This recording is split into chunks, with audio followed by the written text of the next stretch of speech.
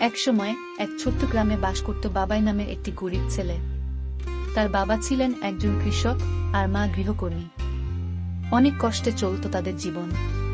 তবে বাবাই ছিল খুবই পরিশ্রমী, সৎ এবং ভালো মনের। প্রতিদিন সে মাঠে কাজে সাহায্য করত, স্কুল থেকে ফিরে পড়াশোনা করত। গ্রামের পাশের একটি বড় বাড়ির মেয়ে ছিল মৌমিতা। তার বাবা ছিলেন একজন বড় ব্যবসায়ী এবং তারা ছিলেন যথেষ্ট ধনী।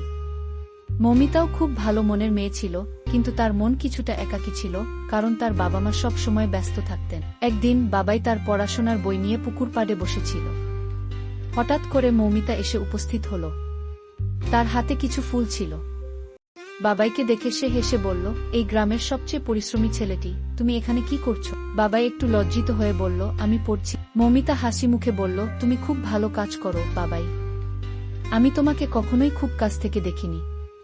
তুমি কি মনে করো আমি কি তোমাকে কিছু ফুল দিতে পারি? বাবাই একটু অবাক হয়ে বলল, কিন্তু আমি তো গরিব, আমি তোমার মতো কোনো কিছু দিতে পারব না। মৌমিতা মুচকি হেসে বলল, অবশ্যই, তোমার পরিশ্রমই তো সবকিছু। আমি তো তোমাকে কোনো উপহার দিতে চাই না, শুধু তোমার সাহসিকতা এবং পরিশ্রমের জন্য তোমার প্রতি শ্রদ্ধা জানাতে এসেছি। এরপর দিন দিন মৌমিতা আর বাবাইয়ের মধ্যে বন্ধুত্ব গড়ে উঠতে থাকল। মৌমিতা বুঝতে পারল, ধন সম্পদ যাই হোক না কেন, প্রকৃত সুখ তো ভালো মনের মানুষই থাকে। বছর পেরিয়ে গেল। মৌমিতা আর বাবাই একে অপরের সঙ্গ পছন্দ করতে শুরু করল। তারা একসাথে গ্রামের কাজে সাহায্য করত, একসাথে পড়াশোনা করত এবং মাঝে মাঝে পুকুর পাড়ে বসে গল্প করত। এভাবেই গরিব বাবাইয়ের প্রেম একদিন পুরো গ্রামের হৃদয়ে স্থান করে নেয়। মৌমিতাও বুঝে গিয়েছিল যে ভালোবাসা কখনো অর্থের মাপকাঠিতে মাপা যায় না।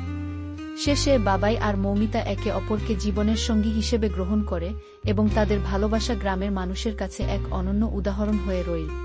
এই গল্পটি যদি আপনাদের ভালো লাগে তাহলে চ্যানেলটি লাইক ও সাবস্ক্রাইব করবেন।